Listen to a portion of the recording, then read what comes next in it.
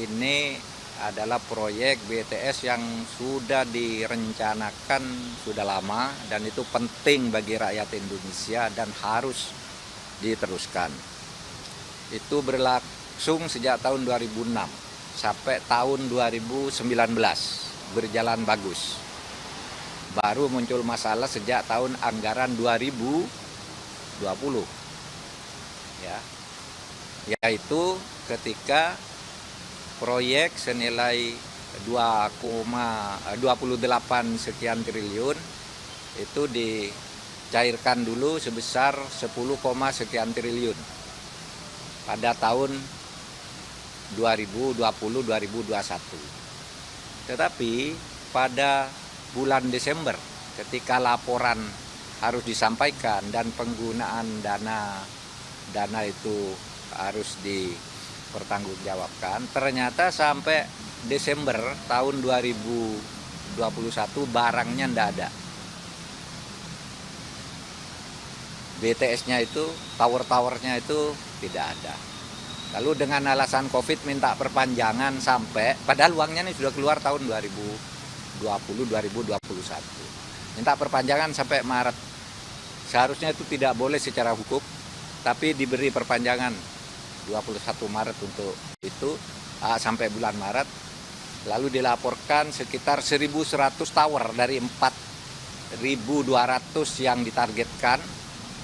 Itu 1.100 tower dilaporkan jadi sesudah diperiksa melalui satelit yang ada itu 958. Dari 958 itu tidak diketahui apakah itu benar bisa digunakan atau tidak karena sesudah diambil 8 sampel dari itu semuanya tidak ada yang berfungsi sesuai dengan spesifikasi.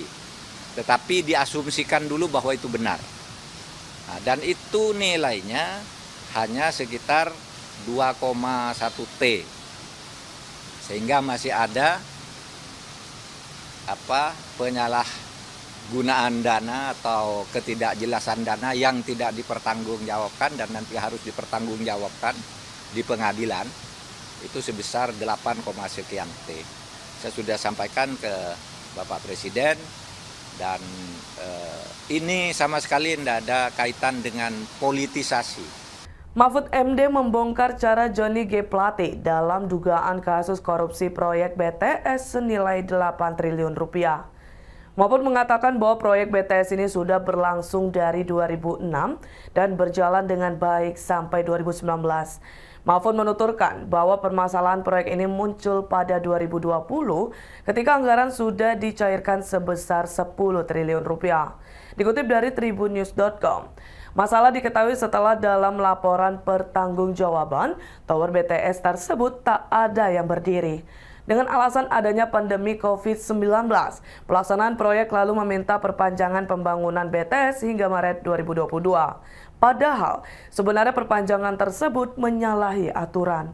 Hingga bulan Maret dari 4.200 tower yang ditargetkan, pelaksanaan proyek melaporkan 1.100 tower terrealisasi.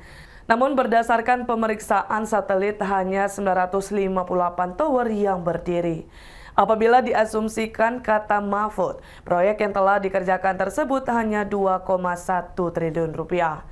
Ikuti terus berita menarik lainnya. Jangan lupa like dan share seluruh akun Tribun Medan. Dari 958 itu tidak diketahui apakah itu benar bisa digunakan atau tidak karena sesudah diambil 8 sampel dari itu semuanya tidak ada yang berfungsi sesuai dengan spesifikasi.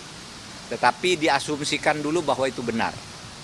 Nah, dan itu nilainya hanya sekitar 2,1 T. Sehingga masih ada penyalahgunaan dana atau ketidakjelasan dana yang tidak dipertanggungjawabkan dan nanti harus dipertanggungjawabkan di pengadilan itu sebesar 8, sekian T. Saya sudah sampaikan ke Bapak Presiden dan ini sama sekali tidak ada kaitan dengan politisasi.